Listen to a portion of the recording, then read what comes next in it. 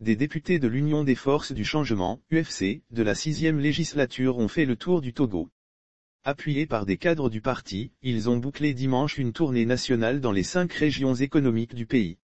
À l'heure du bilan, les parlementaires se réjouissent de l'accueil chaleureux qui leur était offert et restent optimistes sur l'avenir du parti. C'est dans la région de la Kara que la tournée de l'UFC a pris fin.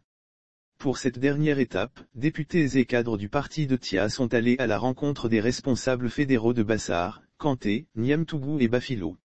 À la manette, Sena Alipuy, conseiller spécial du président national de l'UFC, Komi Ejbanou, président du groupe parlementaire UFC, Anani Kokou Komegebe, député UFC de VO et des membres du bureau directoire du parti à Danken, Kara et Pagouda. Comme ce fut déjà le cas dans les autres régions, M.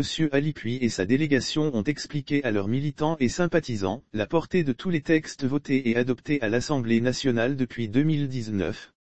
La délégation a principalement expliqué aux responsables fédéraux que l'UFC étant un parti politique de l'opposition doit travailler à la bonne gouvernance pour le grand bonheur de tous les Togolais.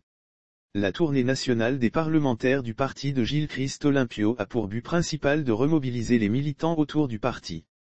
Insuffler une nouvelle dynamique à l'UFC pour qu'il puisse retrouver sa popularité d'antan.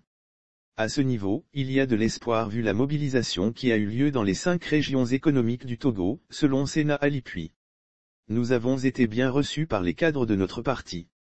Nous comptons alors poursuivre dans ce sens pour permettre à notre parti d'être un peu plus influent pour orienter la gouvernance dans la bonne direction, s'est félicité le 3e vice-président de l'Assemblée nationale. Parti très pesant dans le landerneau politique dans les années 90, l'UFC a été fragilisé par sa scission en 2011 suite à un accord de gouvernance signé avec le pouvoir. Il a été absent à la présidentielle de 2015 mais en 2018 a signé son retour aux élections législatives. Il s'en est sorti avec 7 députés sur 91 que compte la 6e législature et reste le premier parti politique de l'opposition ayant plus de députés au Parlement. Son président fondateur, Gilles-Christ Olympio est le chef de file de l'opposition. Il a succédé à Jean-Pierre Fabre, président de l'Alliance nationale de changement, ANC, dissident de l'UFC.